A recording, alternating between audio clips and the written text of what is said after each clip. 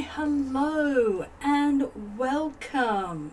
So today we are having a look at two very interesting texts by two very interesting writers about a third very interesting writer. So that should be interesting. It should be very interesting because you guys all know I love the Bard of Avon, and it's very interesting to see how he has been perceived across time. So that's what we're having a look at, is the prefaces to the editions of Shakespeare edited by Pope and by Johnson. So, but before we start, remember there is our shop and there is also our Redbubble shop. In our shop we have our books, we have our writing services. In our Redbubble shop we have loads and loads of designs. So if you want to support this channel, pop across there. It really does help. Also, please like, subscribe, leave a comment. Really helps if you watch to the end of the videos, and share, because we love to get this stuff out there.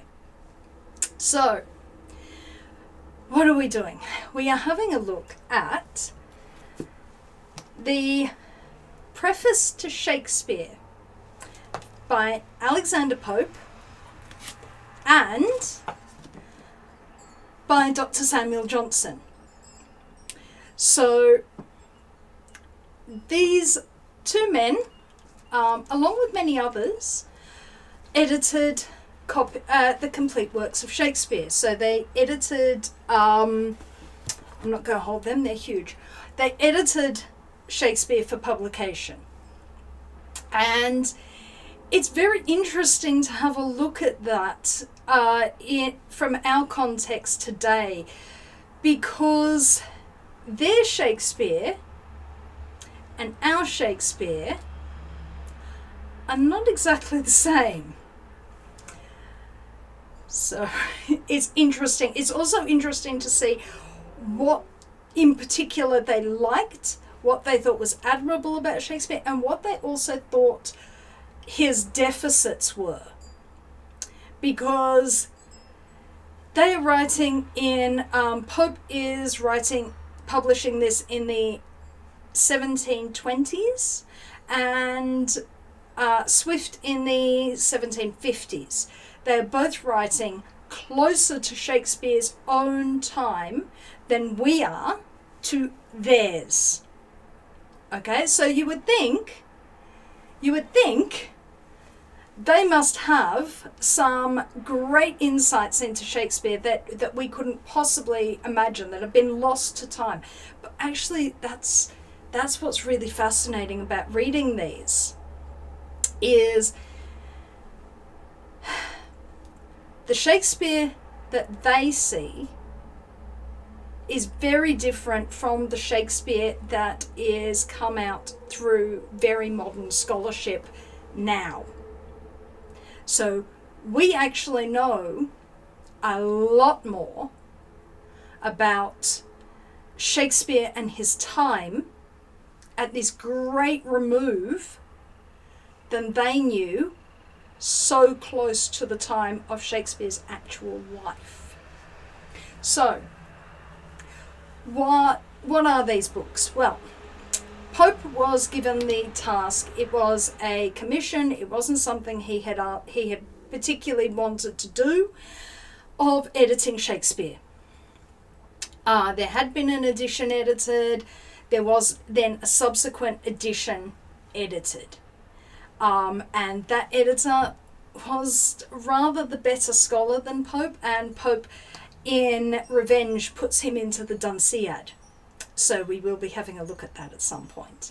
But Pope's Shakespeare is a very different beast. He's looking at Shakespeare in a way that we wouldn't really recognize. So he is judging Shakespeare according to neoclassical ideals.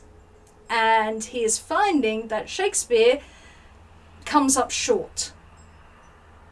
So he seems to like things like Julius Caesar, Coriolanus. They have no idea. And this is what I mean about how much we've lost, that Shakespeare that was lost. He really was a poet, a playwright who was at risk of disappearing.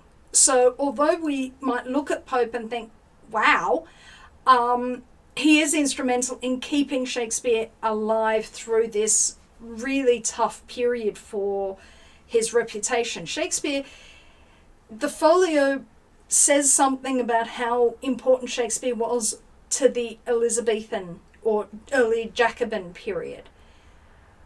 But there's a big gap there where tastes changed, theatre changed, and the world moved on from Elizabethan and early Jacobin style theatre. And so Shakespeare was someone who, we think this almost absurd now because he's Shakespeare, but he needed champions to keep him alive in the public consciousness. And the 18th century gave him champions. Pope was one, Johnson was one, and most importantly, David Garrick, the actor, was one. So Pope seems to like the Roman plays. He likes parts of the other plays. He does also see that there is like a divide in Shakespeare. There are the things up here that he likes, and then there is the things down here that he says he believes must be concessions of the writer to the low theatre that he is working in. The idea, Pope is also of the idea that that Elizabethan theatre was a tavern theatre, which is not true. The Elizabethan theatre is a theatre. It's actually the first time theatre settled, that you could actually have settled theatre instead of travelling players. And who is responsible for that? The Burbage family. Burbage's father is absolutely fundamental to settled theatre in London. So, that is lost. That is something that doesn't even come up, is the mode of the theatre, the outdoor theatre. The idea that this theatre is outside. It is played outside in the open air, not inside. In fact, when you look at the plays, some of the late plays were actually written for Blackfriars Theatre, which was an indoor theatre, but the bulk of the plays are all for the big outdoor theatre. They're either the I think it's the Rose that they used, and then the Globe, obviously. But these big outdoor open air theatres. So that's lost. That's something that's lost. It's interesting reading Pope and seeing that he admires Troilus and Cressida. I was like, Troilus and Cressida? Nobody performs Troilus and Cressida. Very few people would have even seen Troilus and Cressida. Today, I think more people know Titus than know Troilus and Cressida. I tried Troilus and Cressida. Troilus and Cressida is not something Her Infernal Majesty is doing, because I have two thoughts about Troilus and Cressida. Either it's based on Chaucer. So either, generously, Shakespeare was intimidated by Chaucer, who is Chaucer. We don't have a sense of Chaucer today the same as he has had historically. But let's just say adapting a Chaucer is like adapting a Shakespeare. They're big shoes to fill. Shakespeare has taken where Chaucer sat for us now, but Chaucer's a big deal. Very important. But either Shakespeare is intimidated by Chaucer, which I think is possible. Or else, this is also possible, he had a really hard time writing the big archetype type characters, the Greek hero type characters, because part of Shakespeare's genius is his characters. Now that is something that is recognised by both Pope and Johnson, is the genius of Shakespeare's characters. Pope goes so far to say that his characters are so finely wrought that that you could take away the dialogue tags and you would still know who is speaking. Johnson says that's a little bit too far, but they are exceptionally true to life characters, and this is what gives them their lives. This is what makes them true. So they are both very much very well aware of his strength of characterization. What neither of them mention is the fact that these are performances, and he's writing characters for actors, and you can actually see how he tailors work to actors. Bottom or Falstaff is nothing like Feste or the gravedigger from Hamlet. Why? Because they were written for two different actors. Falstaff and Bottom are very obviously written for Will Kemp, who had a very particular strengths as a performer, one of which was improvisation and very physical comedy. On the other hand, you get someone like Feste or the gravedigger from Hamlet, both of which we know were written for Robert Armin. Robert Armin had a talent for singing. So you find that you get comic characters who sing. You also get comic characters who are very verbal when Armin takes over. These are not coincidences. These are very much a writer embedded in the company, who knows the strengths and the weaknesses and is writing accordingly.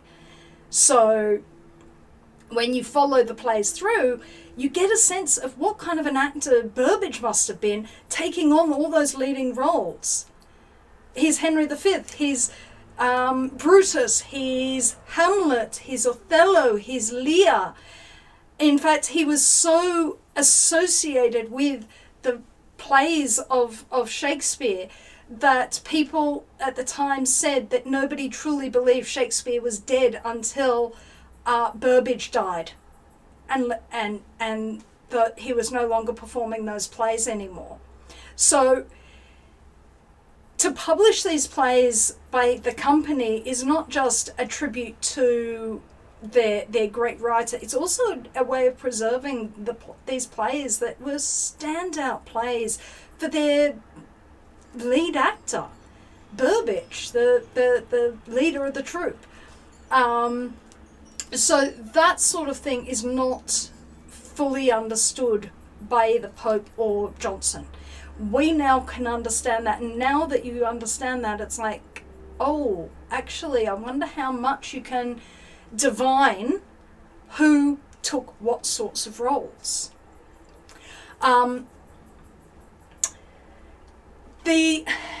Johnson complains much like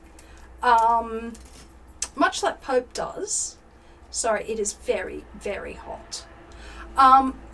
That Shakespeare doesn't provide any form of moral to his plays. Elizabethan theatre didn't really do morals. They did spectacle, they did death, they did extraordinary violence, but they didn't really do morals. So you don't get a play that is like either the classical Greek plays with like, oh yes, well, don't go and blindly keep seeking after the truths you don't want to know. Oedipus. Or, don't try and defy your own destiny. All these sorts of things. this isn't something that Elizabethan theatre is particularly interested in, and it's not a fault of Shakespeare that he followed his own times, which is an interesting criticism to give. I was really shocked at how decontextualized Shakespeare had become for these writers, because the not understanding the theatre world that he lived in, the not understanding the writers that he is surrounded by. Pope does talk about Ben Jonson, but not in terms of comparing Shakespeare to Jonson. He uses Jonson's dedication from the First Folio to give an idea of Shakespeare as a person, because by the 18th century we are starting to get an idea of the author as the originator of a work, of it having to be original and it having a stamp of the author upon it. This is an entirely alien concept to the Elizabethan theatre. And by the way, Ben Jonson's Small Latin, Little Greek, the Greek and Latin of a grammar school boy, which is what Shakespeare's education was, is equivalent to a classical undergraduate's Greek and Latin. So it's actually fairly sophisticated Greek and Latin, though we do know that Shakespeare read mostly in English, which is another thing that I think as Jonson talks about, is that Shakespeare is a man who is gaining his knowledge from reading. That Shakespeare doesn't need to be out there in the world because he is able to do this via reading. He is recognizing the fact that Shakespeare is a reader. Pope also recognizes he is a reader as well, because he can see where some of the places that Shakespeare is getting his inspiration from. It is interesting, they both talk about Shakespeare's publication and the fact that Pope was one of the first people who, when editing Shakespeare, looked beyond the First Folio and into the quarto publications that were done within Shakespeare's lifetime. What we now know about ownership of texts is completely different to 18th century ownership of texts, which is more like our concept of ownership of texts. They were not published by Shakespeare, so therefore if there are mistakes in the quartos, these are mistakes that are just happening through printing, because the printing is happening by the theatre company. The theatre company buys the plays. They bought the plays. The author didn't own them. The theatre company owned them, which is why the Globe, actors at the Globe, can put Shakespeare's work into print in the First Folio, because no one else is going to be doing that. Shakespeare isn't going to be doing that. They're the ones who own it. So that's an interesting thing, because he must have been very sloppy about his putting things to print. Actually, he would have had no part in putting it to print. These were put out very opportunistically by theatre companies as let's capitalize on the popularity of this particular play. So it does give us, there are 15 plays that were published during Shakespeare's lifetime, which Pope at the time only knew of 11, but there are 15, and it gives us an idea of what was popular to an Elizabethan audience. So we get some understanding from this that perhaps Pope and Jonson didn't fully, because of the way that literary criticism worked for their time, didn't fully appreciate what they could infer from this, rather than focusing on equating the publication or the publishing world as similar to the publishing world that they understood. The publishing world of the 18th century is much, much more sophisticated than the publishing world of the late 16th, early 17th century. So these are very different worldscape. And this got me thinking about why. How did they lose all this? How did they lose this knowledge so quickly? And then you remember what happened in the 16th century, or 17th century, sorry. The Interregnum, Puritans. And you get a sense with that because the Puritan officials are the ones who pulled down the theatres of London. They're the ones who pulled down the Globe. The Puritanism was on the rise in Shakespeare's lifetime. You see Puritans coming through in some of his plays, in particular Angelo from Measure for Measure. And they'd come to they were coming to power in certain places to such an extent that Shakespeare's players couldn't play in Stratford. The Puritan official government wouldn't allow players in Stratford. So the irony of their probably their most famous son being their most famous son in a profession that they frowned upon very severely. The irony. But you get a sense of how incredibly damaging to British culture that period of the Civil War and the Interregnum actually was. By the time the Interregnum and the rest had finished and the Restoration had happened, Restoration theatre is incredibly different to Elizabethan theatre. It's very much more mannered and it's very witty but mannered, and I think some of the darkness that Shakespeare and the Elizabethans liked is no longer in favour. To the point that when Shakespeare was rarely performed, it was heavily changed. Lear gets a happy ending. And so it's not until the 18th century that David Garrick starts to bring Shakespeare's plays back in a form that in the form that we would recognise them, in a form that would be recognisable to Shakespeare himself. So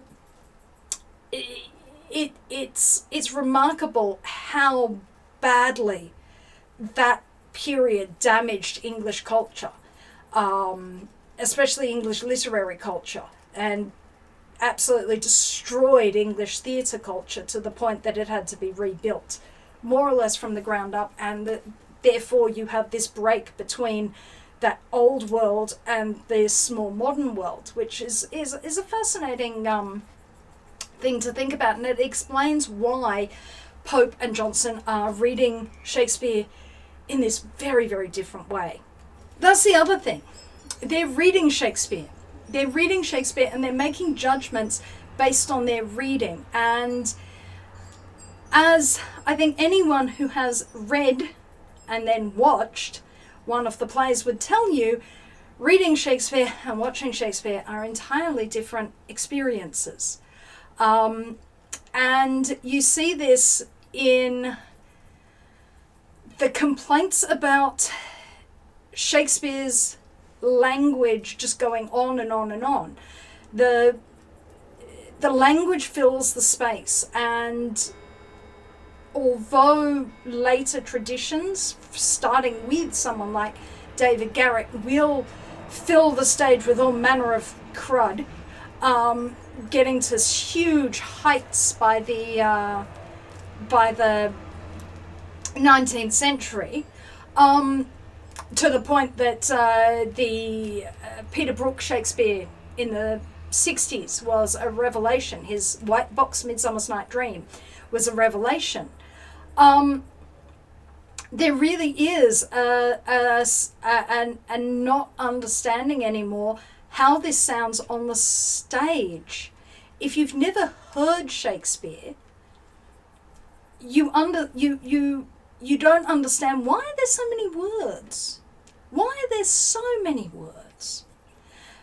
Especially if you don't understand what the theatres were like.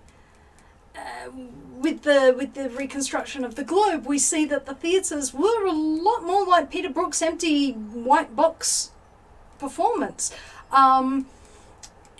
When you look at a lot of the more modern performances that I like using the Globe performances and the RSC performances, they're very bare. There's not a lot of stage junk. And there are plenty of things where there's lots of stage stuff on there. Like, go have a look at opera. I dare you, go have a look at some of the operas. Some of the operas are so packed with stuff. They're very full. Sometimes I do look in particular any production of Aida or The Ring. They're huge. Or I think the only Troyen I have, the Berlioz Les Troyens, is fairly bare, but it's 5 hours long, so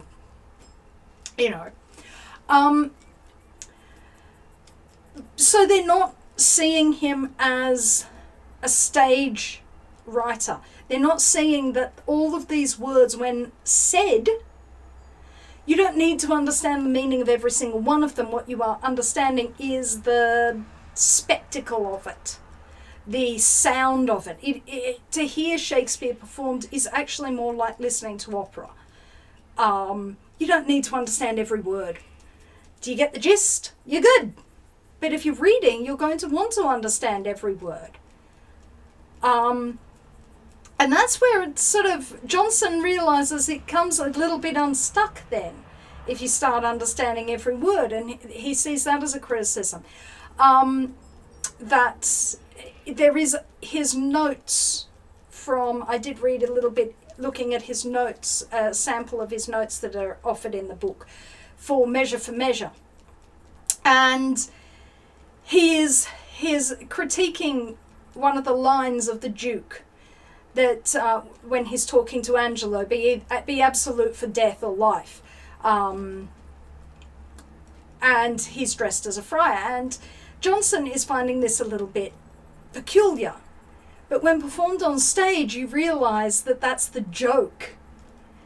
Because the Duke is not a friar. He's dressed as a friar. Angelo thinks he's a friar. Angelo is then going, what on earth is this guy talking about?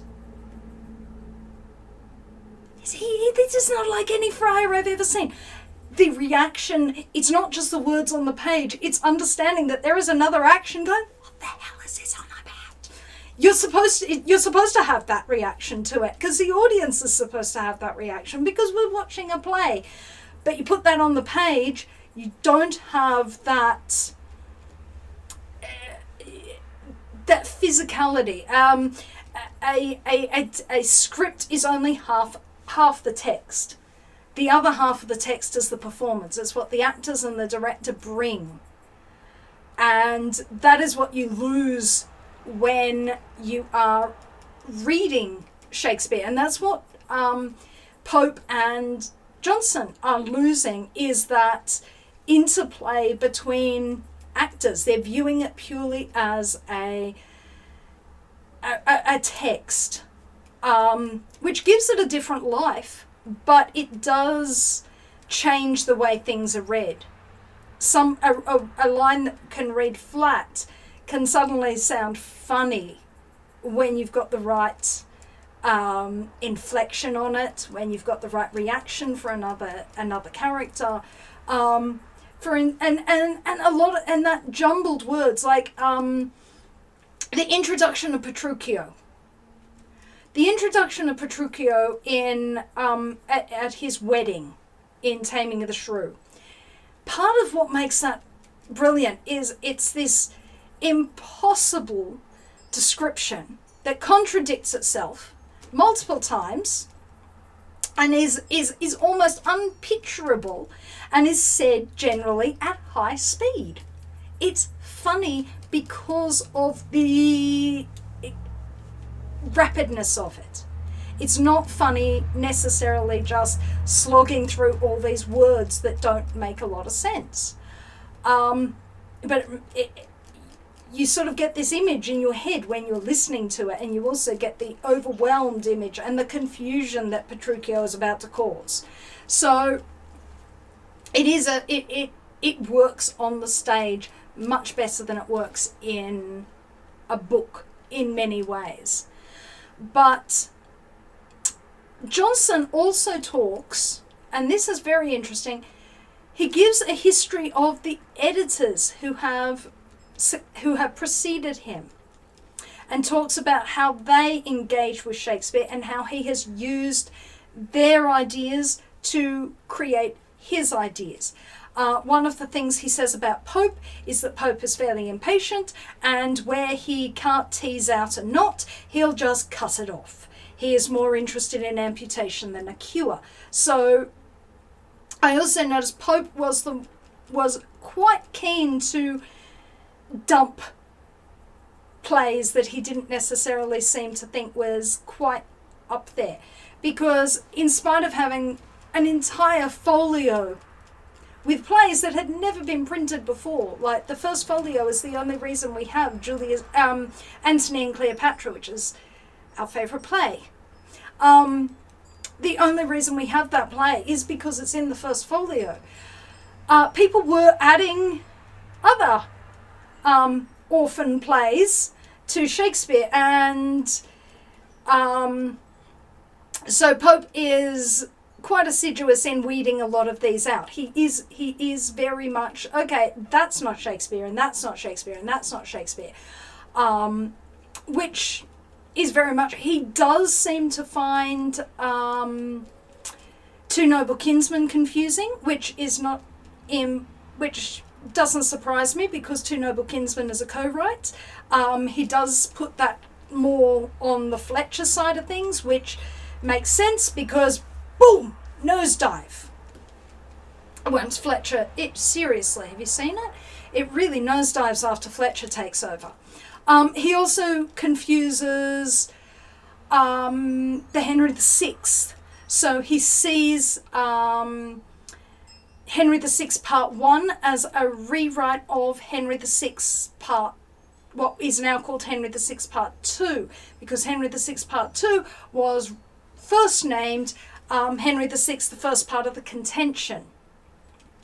So Henry VI Part, what we now know as Henry VI Part 2, Henry VI Part 3, Shakespeare's. Henry VI Part 1 was later, but in terms of the story comes first, and as Her Infernal Majesty says, has Marlowe's grubby little fingerprints all over it, and is probably only about 20% of Shakespeare, but it tells us Shakespeare was getting noticed. He was this new playwright coming in, and all of a sudden he's getting to play with the big boys. And after that he gets to play with, I think it's Peel, with Titus Andronicus, because he's primarily known as a comedian, a comic writer, and a history writer. And for Titus, he learns to write revenge tragedy, which is a very big thing for the Elizabethans, but he will in time turn revenge tragedy on its head and turn tragedy into something entirely different than what Titus is. He'll never write something like Titus again. But Titus really takes off when Shakespeare starts writing that one. So the initial opening is a bit sort of dull, and then Shakespeare takes off and it lifts like nothing else. It's also funny, disturbingly, darkly funny, but, and that's something I think that by the 18th century people just didn't quite get. The black humour of Shakespeare is not the Johnson does comment that Shakespeare doesn't write pure genres, that his tragedies have comedy in and his comedies have tragedy in. Yeah, because while they're arranged that way in the folio, he's not strictly adhering to classical concepts. He's writing what is popular, and what is popular is this semi-mixed genre. I mean, Henry IV is a marvelous comedy as well as deadly serious political drama. It's both. You take Falstaff out of Henry IV part, either of them. You take Falstaff out and you ruin the play, but you take Hotspur out and you ruin the play. It needs both of them. It's part of what makes the magic of those plays. So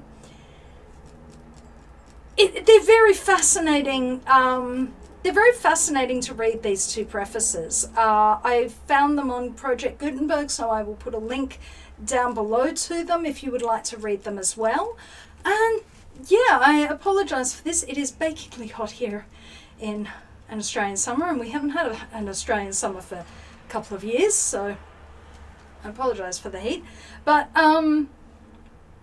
yes, that is a look at Johnson and Pope talking about their prefaces to Shakespeare, their introductions.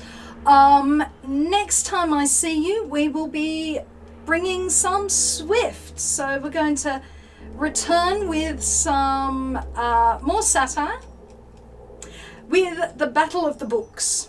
So until then, I wish you happy reading and goodbye.